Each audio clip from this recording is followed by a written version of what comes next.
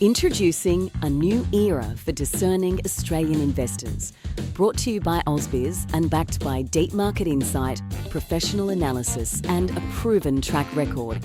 Our focus is simple: to connect you with exclusive and compelling investment opportunities.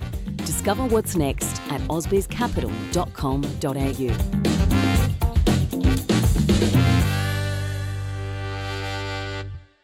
This program is brought to you by LGT Crestone, local private wealth expertise backed by the stability of a global presence.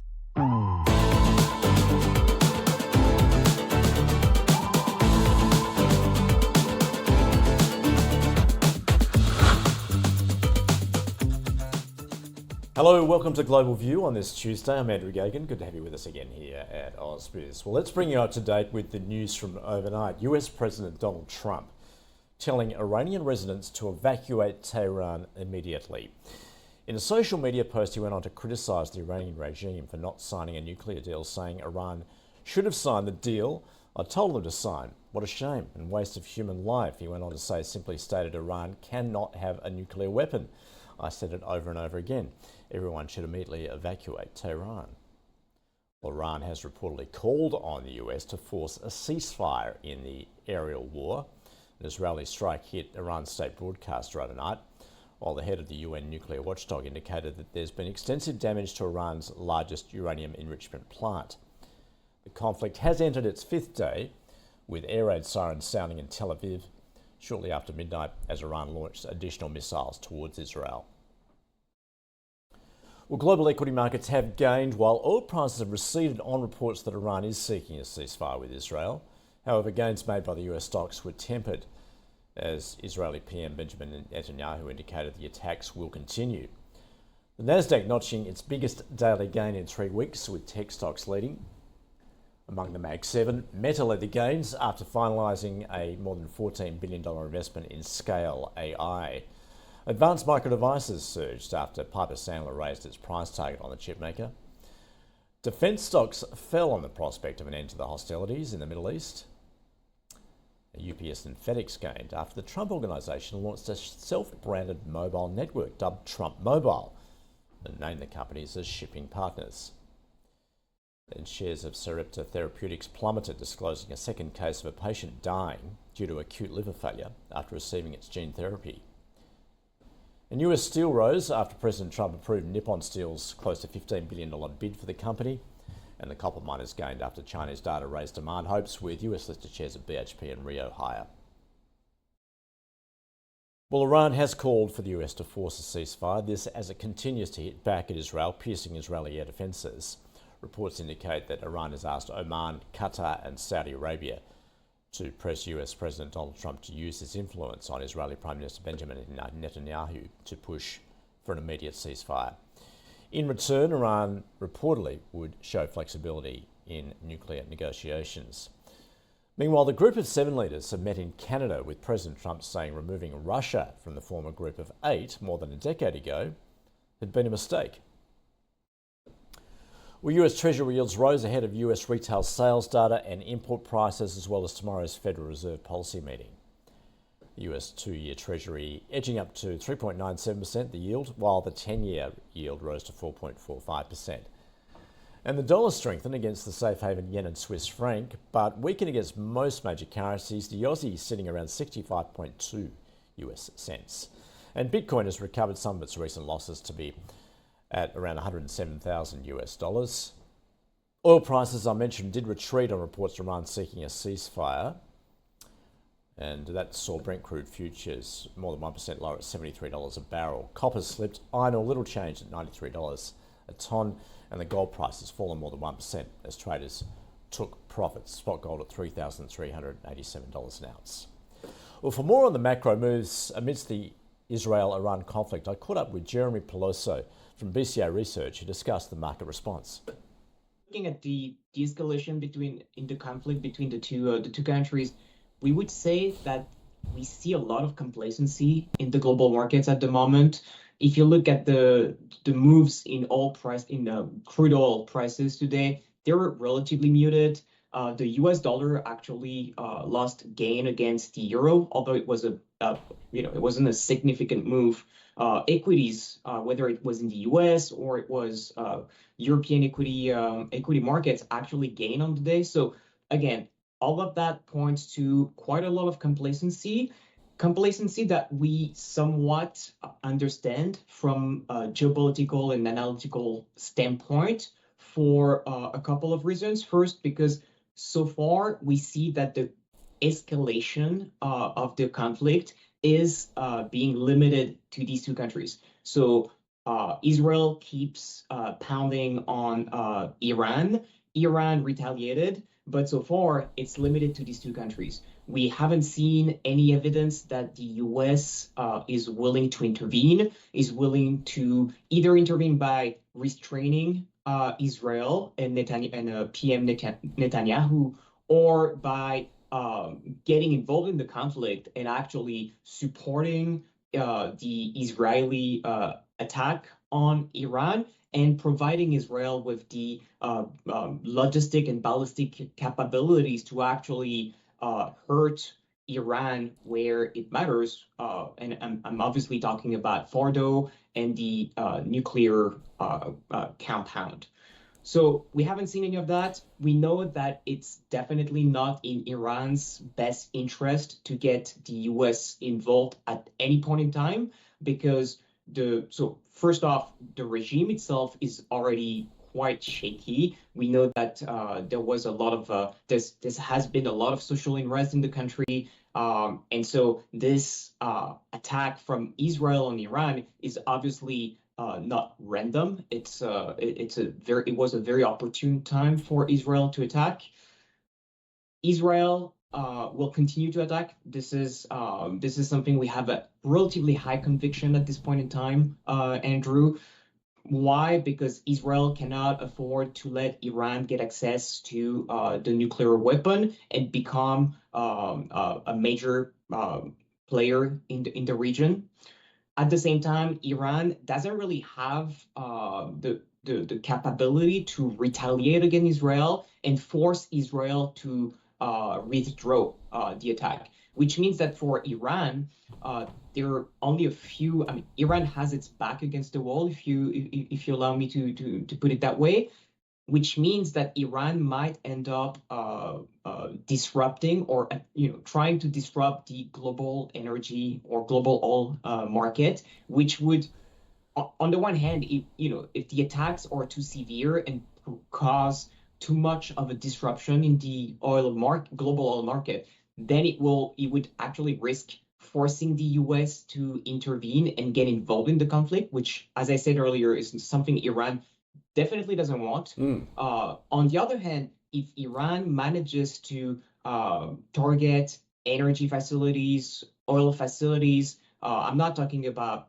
shutting down the Strait of Hormuz, of course, but managing to cause a little bit of disruption without poking the bear, in that case the US, then it could actually manage to get the US, President Trump, to restrain Israel, because then the US would start to experience a little bit of economic pain at a time when, again, US inflation is still running well above the Fed's target. We have trade uncertainty, fiscal uncertainty, and now all of a sudden, with this conflict between Israel and Iran, we have oil price uncertainty. So it's a pretty nasty combo for the US economy, for the global economy at large. And so we are not entirely surprised by the complacency we're seeing in the market, just because of the way the conflict is evolving.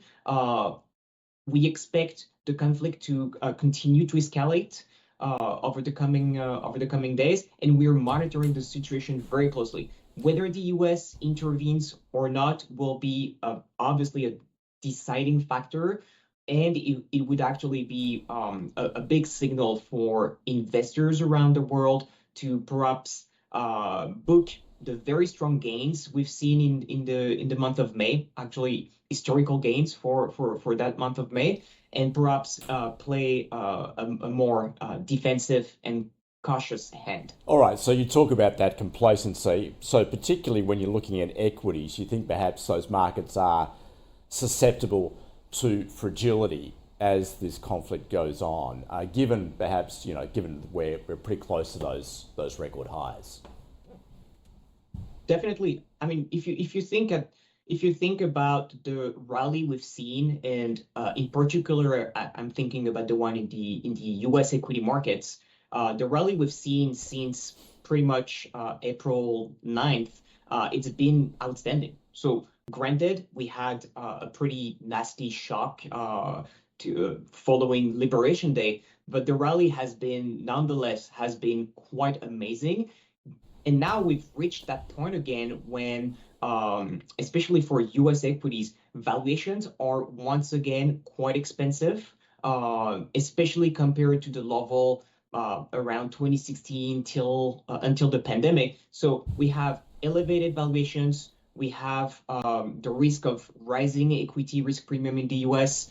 We also have, we still haven't had actually a resolution in terms of the trade, the trade war, and we still don't know, for example, what will be the final or the final tariff imposed on the EU. So there's still a lot of potential risks or potential catalyst for a pullback in global equities, but in particular for US equities. Now, if we try to connect the dots between what's happening between Israel and Iran and global equity markets, we would say that the US equity market is actually less vulnerable than global ex-US. All right, so let's then turn to what you're seeing in treasuries, and particularly, I guess, if those oil prices are sustained in terms of moving higher, clearly that's inflationary, and this comes ahead of the FOMC meeting this week. So what's that quandary, I guess, that central banks are facing at the moment with the prospect perhaps that they could see inflation on the move again? I mean, that's a great question. Even before the conflict erupted between Iran and Israel, the Fed and Jerome Powell already had quite a difficult job when it comes to the meeting later this week, because we've seen the inflation numbers, whether it's CPI or PCE, they are still relatively above the target.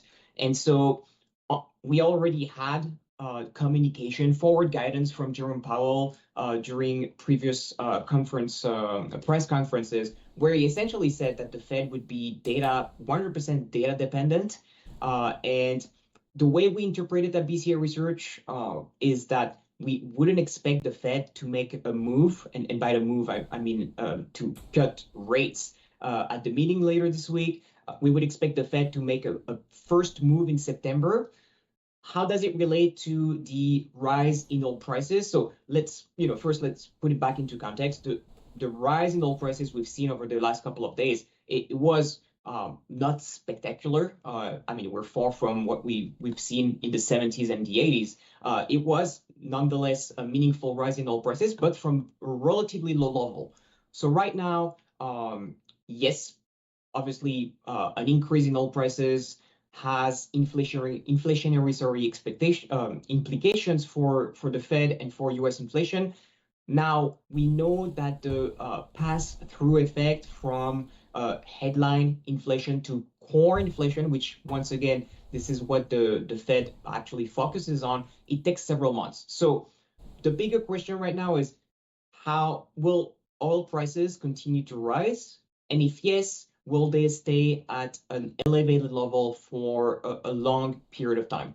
If it's just a surge and then we come back down because somehow Iran gets to the table of negotiations with the US and Israel, and the situation sort of de-escalates, then in that case, we would see oil prices simply falling back towards the level before the attack, in which case there wouldn't be a lasting inflationary impact on US inflation or for the US economy, but that doesn't mean that the Fed would all of a sudden decide that it's a good time to start easing monetary policy, because, as I said earlier, we already have plenty of inflationary risks at the moment, and I think the trade uncertainty and the potential inflationary impact from higher effective tariff for the U.S. economy is front and center. That is Jeremie Peloso from BCA Research. All right, now look, just some breaking news. The White House saying that Donald Trump is leaving the G7 meeting in Canada to return to Washington because of the crisis in the Middle East. That has implications for Prime Minister Anthony Albanese, who was due to meet the US President on the sidelines of the G7. It appears that opportunity has been missed. All right, stay with us. We're going to get across the open just after this.